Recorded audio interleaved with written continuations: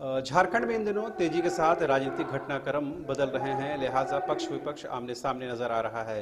हाल के दिनों में जिस तरह मुख्यमंत्री लीज प्रकरण मामले में उनका नाम सामने आया है, उसके बाद बसंत सोरेन और अब कैबिनेट मंत्री मिथिलेश ठाकुर का नाम भी सामने आ चुका है। हालांकि ये माना जा रहा है कि जिस तरह से कानूनी कार्रवाई हुई है, कानूनी कार्रवाई जिस तरह से मामला कोर्ट की दहलीज तक पहुंचा है, अब थोड़ा वेट एंड वॉच करने की जरूरत है कि कोर्ट इस पर क्या निर्णय लेती है। लेकिन राजनीतिक तौर पर बयानबाजी का दौर शुरू हो चुका है। इस वक्त हमारे साथ मौजूद हैं बीजेपी से सिमरिया के विधायक किशुन दास जी। क्या लगता है सर, जो इस तरह से अचानक से एक घटनाक्रम बदला है झारखंड का, लोग कह रहे हैं कि सरकार नहीं बचेगी, कुछ लोग कह रहे हैं कि नहीं अब ये कानूनी दांव पेच में फंस गया है, आप लोगों को क्या आकलन है? देखिए, अगर इसको आप 21-22 साल का झारखंड जो जवानी के दहलीज पे खड़ा है और पहली बार इसके पूर्व जिस प्रकार मधु कोड़ा जी के समय में पूरे झारखंड का सिस्टम जिस प्रकार से कोलैप्स हो गया था, आज हेमंत जी के शासनकाल में भी कहीं न कहीं उससे भी बढ़ के आज परिस्थितियां का निर्माण हुआ है। और हम समझते हैं कि जिस प्रकार झारखंड में जो सरकार चल रही है और इसके चाहे मुख्यमंत्री हों या इनके मंत्रीगण के ऊपर जिस प्रकार गंभीर आरोप लग रहे हैं, यह झारखंड के लिए दुर्भाग्य है। वह इसलिए भी कि ये लोग अपने आप को, झारखंड मुक्ति मोर्चा के लोग, झारखंड मेरे द्वारा बनाया गया है ऐसा लोग बोलते हैं। लेकिन हम समझते हैं जिस प्रकार हेमंत सोरेन जी के राजपाट में चारों ओर लूट का तांडव मचा हुआ है, हम समझते हैं कोई भी माता अपने बच्चा का जो पैदा करती है ना, वह उसका लालन पालन करती है। जेएमएम की तरफ सर ये कहा जा रहा है कि ट्राइबल मुख्यमंत्री का, आदिवासी मुख्यमंत्री की लोकप्रियता से आप लोग घबरा गए हैं, लिहाजा केंद्र के इशारे पर यह सारा षड्यंत्र रचा जा रहा है। तो क्या केंद्र के इशारे पे ही वह माइनिंग का लीज लिए थे? मुख्यमंत्री रहते हुए, एक मंत्री रहते हुए उनको क्या जानकारी नहीं थी कि संविधान में किस प्रकार की व्यवस्थाएं बनी हुई है? क्या कोई मुख्यमंत्री अपने नाम से लीज ले सकता है? या तो इस पर तर्क है, उस पर तर्क है कि हम लोगों ने, जैसे ये हम लोग को इल्म हुआ कि कुछ गलतियां हुई हैं, हम लोगों ने उसमें सुधार किया और उसमें उस लीज प्रकरण में 1 इंच भी वहां से पत्थर या खदान या माइनिंग नहीं हुई है। विषय ये नहीं है, ये भारतीय जनता पार्टी के प्रबल विरोध के कारण उन्होंने लीज का सरेंडर किया है। लेकिन पेपर आज भी जिंदा है कि मुख्यमंत्री के अंदर ही खान मंत्रालय है। खान मंत्री रहते हुए अपने हस्ताक्षर से उन्होंने लीज लिया है अपने नाम से, जो घोर मतलब अपमानजनक और कानून के खिलाफ है। इस पर क्या लगता है, इस पर सख्त कार्रवाई होनी चाहिए? ये जो कहा जा रहा है कि अब मुख्यमंत्री की सदस्यता तक भी खतरा बन सकता है, आप लोगों का इसका आकलन है कुछ? नहीं, ये तो अब निर्वाचन आयोग हैं, उसके लिए संवैधानिक संस्थाएं बनी हैं, है ना, वो उसको देख रहे हैं, उन लोग जरूर कार्रवाई करेंगे।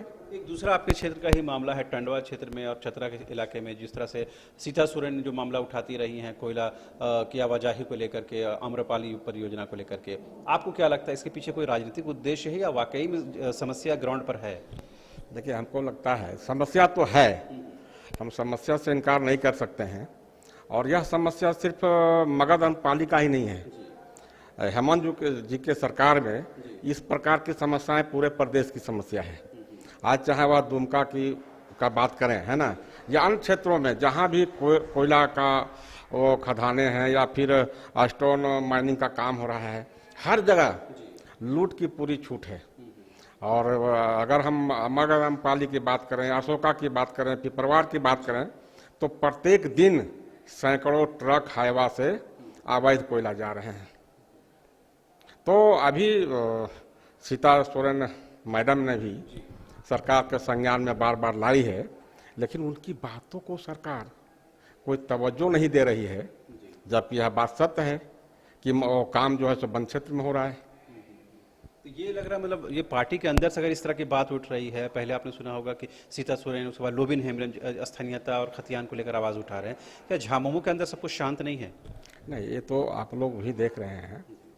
हम लोग कह रहे हैं तो हम लोग के ऊपर आरोप ये लग रहा है कि भाजपा वाले सरकार को अस्थिर करने के लिए ये वो कह के आरोप लगाया जा रहा है।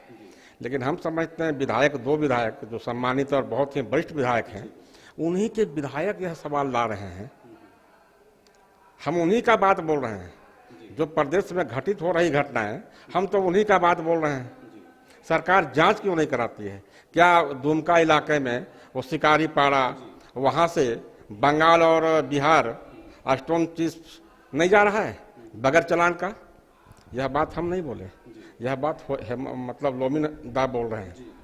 तो अगर वो बोल रहे हैं, इसका मतलब कहीं ना कहीं भारी गड़बड़ियां हो रही है इस प्रदेश में, और सरकार में बैठे लोग, क्योंकि उन तक उनका कमीशन पहुंच रहा है, इसलिए पूरा सरकार तंत्र ही पूरा फेल हो गया है। ये मान रहे हैं ना कि सरकार रहेगी, ऐसा तो नहीं लग रहा ना कि सरकार शॉर्ट पीरियड के लिए बची है? नहीं, सरकार को हम समझते हैं इन लोग को तो स्वतः रिजाइन दे देना चाहिए, क्योंकि लॉ एंड ऑर्डर पूरे प्रदेश में चरमरा गया है, इनसे कुछ संभल भी नहीं पा रहा है, इनको तो स्वतः रिजाइन दे देना चाहिए। अभी एक सवाल आपसे हम पूछते हैं, झारखंड के लोगों का ध्यान हटाने के लिए जिस प्रकार यह सरकार लोगों को भाषा विवाद पर लड़ा रही है, यह बहुत विचारणीय सवाल है कि लोगों को सरकार भड़का रही है कि आपस में लड़े। क्या झारखंड का निर्माण इसीलिए हुआ था? और आप जब विपक्ष में होते हैं तब बोलते हैं कि हम स्थानीय बनाएंगे, तो हम रोजगार नियोजन नीति बनाएंगे, और जब सरकार में आते हैं तब कुछ क्यों नहीं करते हैं? लोगों को आज लड़ाने पे तुले हुए हैं। आपके क्षेत्र में क्या जनमानस की भावना क्या है, उन लोगों का क्या मंतव्य है, क्या आप नोटिस कर पाते हैं? सरकार के प्रति पूरे प्रदेश में आक्रोश है।